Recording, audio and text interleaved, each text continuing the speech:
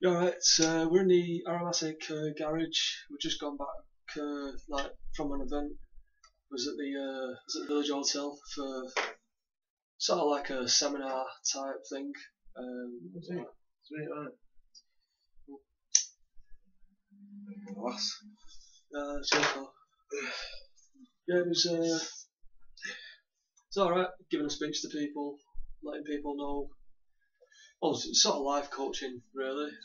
Just trying to share it with people, like now, sharing it. Yeah, right now we're sharing across the world, but back then we're just like sharing, a select few that made it to the event. Yeah, we're building bridges. So what to do? I think to connect, interact, and associate.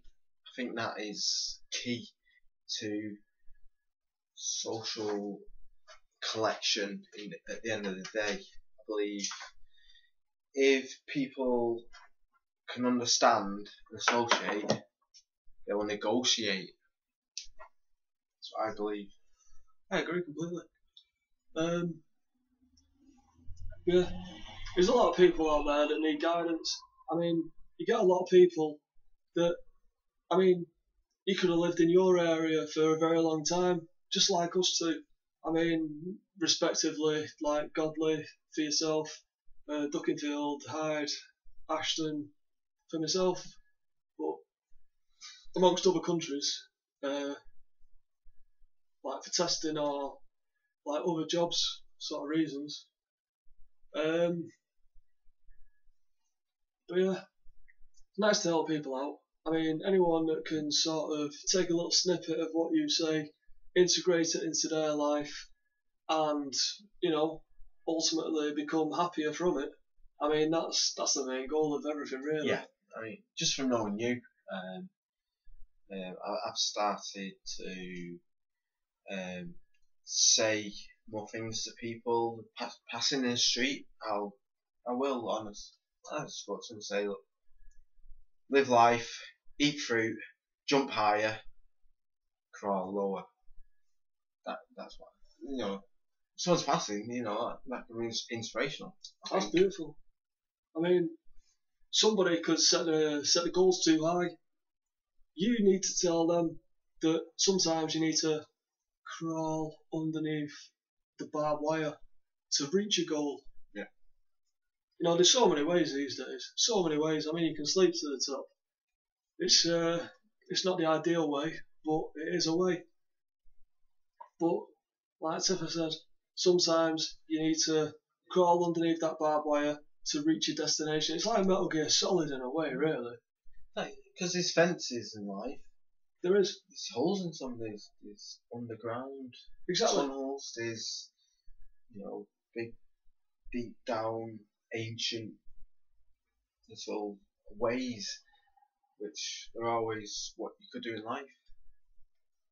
Go down the ancient tunnel. Ancient tunnel. Egyptian style. That's what we can call this, Egyptian style. Not Metal Gear style, Egyptian style. Yeah. You see Stargate? Go through the tunnel. You might have to crawl through the tunnel. You might have to jump through the tunnel. You might have to climb the tunnel. Eventually, you'll reach your point of destination on the way you want to be. But, I mean, going off topic for like a little minute here, I'm not at all really. I set someone on fire once. It wasn't intentional. It was at a pub, and it happens at pubs, doesn't it? It does. I mean, I had some whiskey. This girl says, "Oh, have you heard of fire breathing?" I said, "I have, lass, I have." What are we on about? She says, "Oh, you got whiskey? I'll tell you what. I'll light my lighter, and you just spit a bit of whiskey on it and do a bit of fire breathing. It'll be funny. Everyone will laugh." I says, "All right." So she lit the lighter. I got some whiskey in my mouth and went. Anyway, she's wearing one of these things, like light sort of fabric. Fucking the fire went, and it lit her arm on fire. Because it was such small fabric, she just went alight. I ran off me because I thought she was a demon, and it wasn't funny for her. But I mean, for me, I shit myself because she started running after me. Not much I could have done because I thought, Jesus Christ, it's a fucking demon. Anyway, got arrested. She wasn't happy, police wasn't happy, but at the end of the day, she wasn't a demon. It was just an unfortunate accident that happened on a school night. What can you do? What can you do? Fucking happens. Burning away. I mean, I'd run. That's what I did. Good lad. Good lad. Thank you. I mean, here we go. Thank you. But yeah, I was talking to the people tonight. I told them about my experiences in bike racing and things like that. I left out the unfortunate accident with the medic at Valencia because I'll touch on that in another like sort of YouTube thingamajiggy because it's a bit of a sore subject, but it needs to be covered. But not right now. No, it's not right now. No. But after that, I joined the Navy. I was there for a couple of years. I mean, I was into Star Trek. I mean, are you into any TV series and stuff? I generally watch the TV, but don't watch it. Yeah. Yeah. It's kind of on in the background. I kind of just don't watch it.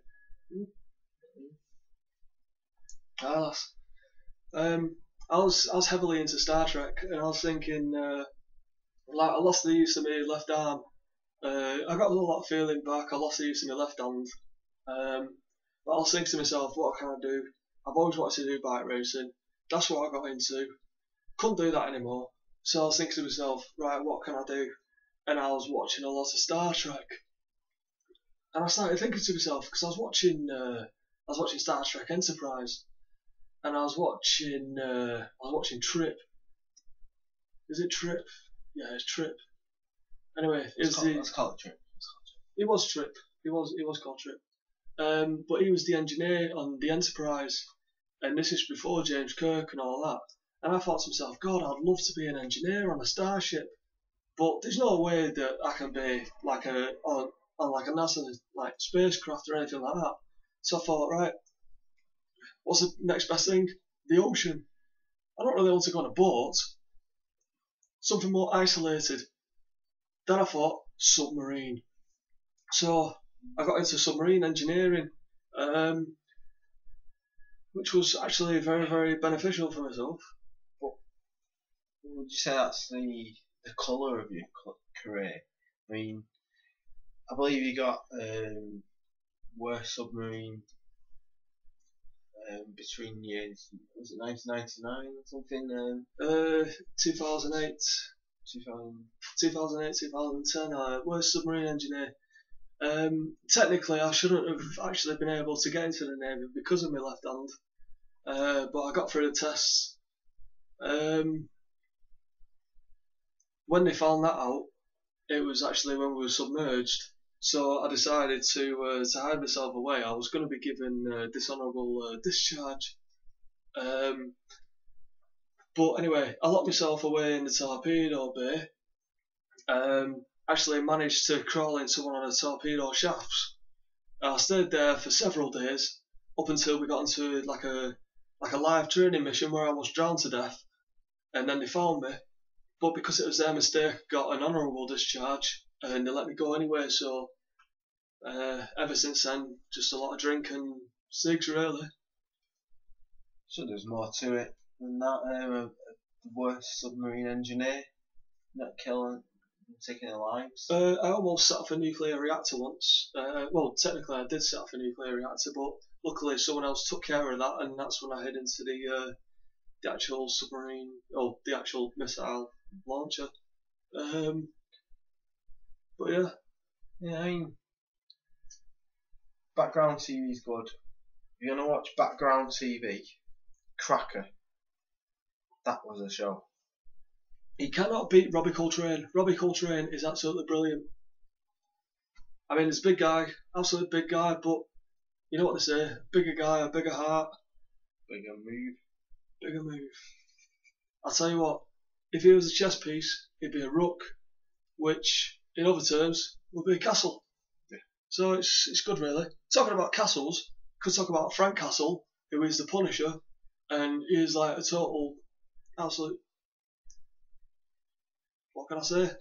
Apart from a good twat. You can't say that about a lot of people. A good twat. In the Marvel Civil War, he actually killed a lot of villains. Obviously, they would have resurrected them in other comics and things like that, as they do, because they reboot a lot, don't they? But, I don't know. Star Trek for me. I'll say Star Trek. Well, Star Trek cracker. Watch out for them. If you've never seen them, watch them. And I recommend, like, if anyone from Rockstar Games, that is, listens to this, the people who did like Grand Theft Auto and like LA Noire or Red Dead Redemption, anything like that, you know, anyone listening to this, Star Trek game, because you could go, like, you could span different ships, free roaming, you could do whatever, you could be a captain, you could be an engineer, it'd be great. But on a whole, I hold motorcycle into like the best thing you could ever do, really. It's not just an adrenaline rush, it's life.